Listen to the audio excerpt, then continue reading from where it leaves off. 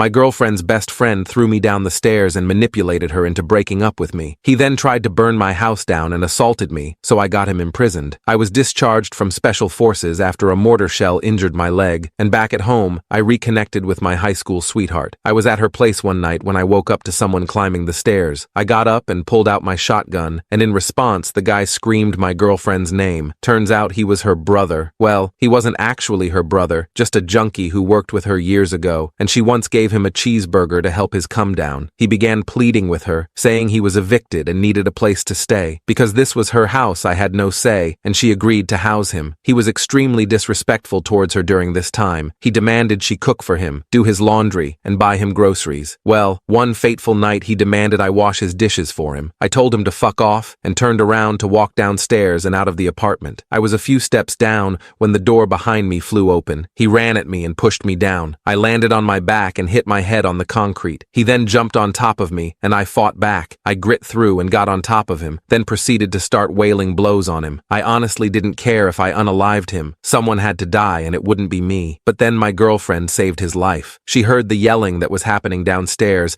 and she came running and found me on top and wailing down blows on him over and over. She screamed for me to get off, and I did. As soon as I did, his mouth started running. Sister, he threatened to unalive me, and he attacked me and threw me down the stairs because I asked him to bring back the PS3. I honestly thought she might believe him for a moment, but thankfully, she knew that was lies. The neighbor's security camera outside backed that up. That morning, I took her to work. I took her 3-year-old daughter to daycare. One thing I need to mention is that my girlfriend had a 3-year-old daughter whose dad wasn't in the picture, and she was the sweetest and most adorable little girl ever. Anyway, after I took her to school, I went to work. I had to explain to my boss why I had bloody knuckles and why I was holding a cold pack to the back of my head. They offered to call the police so I could press charges. I told them no. My boss damn near ordered me to call the police or he'd put me on medical leave, to which I replied that I'd rather be on med leave than lose my girlfriend for calling the cops on her brother. It was made clear to me, under no uncertain terms, that I am a particularly stupid kind of eye-hole and that would come back to bite me in my butt someday. Well, he was right. Basically, brother gave her an ultimatum that either I leave and she dumped me, or he leaves and walks out of her and her daughter's life, which, to be fair to my ex, that loser had been the only constant male figure in her kid's life since she was born, so that would have been devastating for the gremlin, and she wanted to spare her that kind of pain. And so that meant I got the axe. Honestly, I'd have rather taken an actual axe to the heart, because what I actually felt was way worse. It's one thing when you're saying goodbye to the woman you love, but to have to also say goodbye to a sobbing little kid you wanted so much in your heart